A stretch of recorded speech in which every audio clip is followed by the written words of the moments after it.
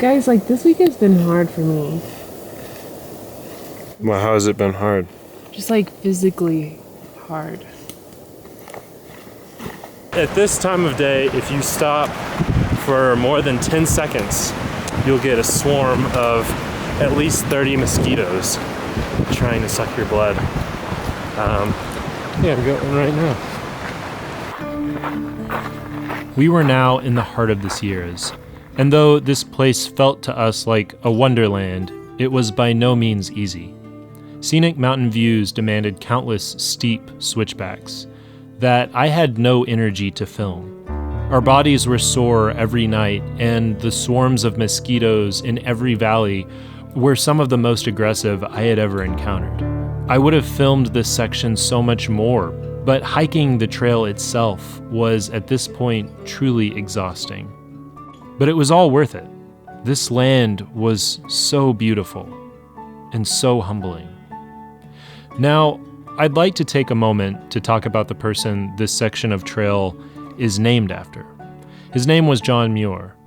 I didn't know much about him back in 2015, but since then, I've read about his work, and I'm deeply moved by what I've read. This was a man who saw the value in preserving parts of the earth to keep this land we were now walking through pristine and protected from exploitation.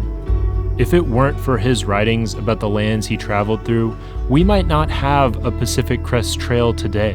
Though not all of his writings have aged well, I find his general perspective on life to be inspiring. It's part of the reason I'm sharing the story of our hike. I hope whoever's watching this can see that there is real value in leaving land untouched by industry and development.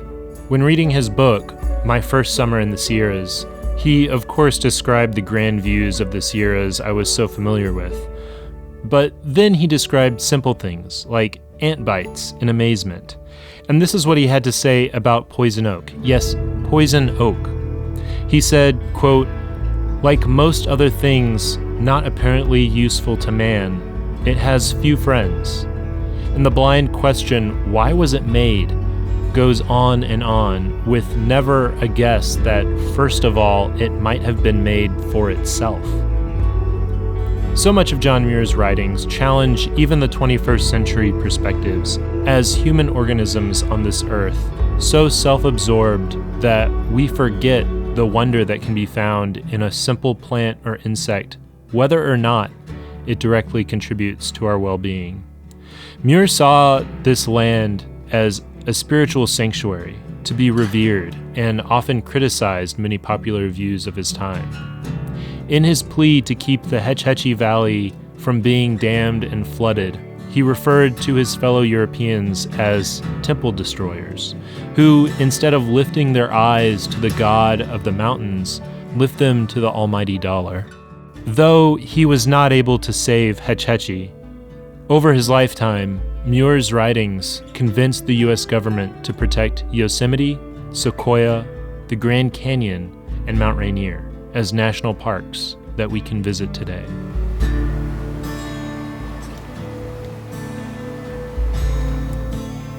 We're with Big Cheese and his fiance. First campfire on the trail. Yeah. What is this? It's like Wisconsin gold. Wisconsin gold? Also known as the cheese curd. Cheese curd. Okay. They were squeaky yesterday before they were chilled. Wow, thank you.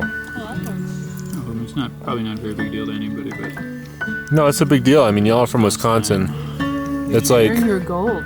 if you guys brought some prime rib, I'd be like, this is Texas prime rib. yeah. Like, this is the real stuff. By this point, we were in Yosemite National Park, and Patches had planned to meet up with a friend to hike Half Dome. I won't get into the boring details and logistics, except to say that we had to keep making progress. It was a hard decision to make, but we knew that Patches would likely catch up to us eventually. So that night, we shared stories around the campfire, and the next morning, we said our goodbyes. At least for now. Oh, we look fabulous.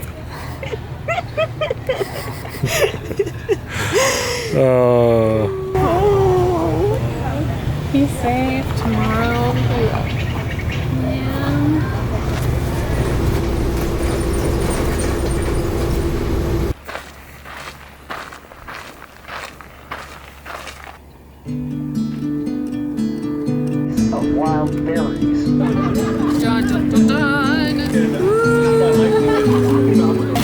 That's the difference in a brand new Thermarest and one that's been through about 1,000 miles.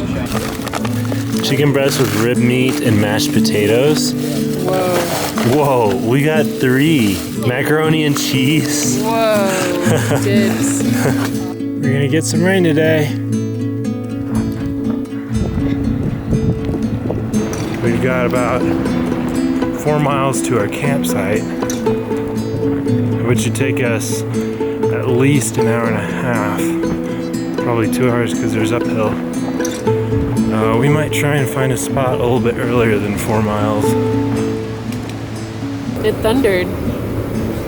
And the valley looked like it had a lot of rain coming towards us. And now there's no thunder and no rain. This is what freeze-dried macaroni and cheese looks like before it's hydrated.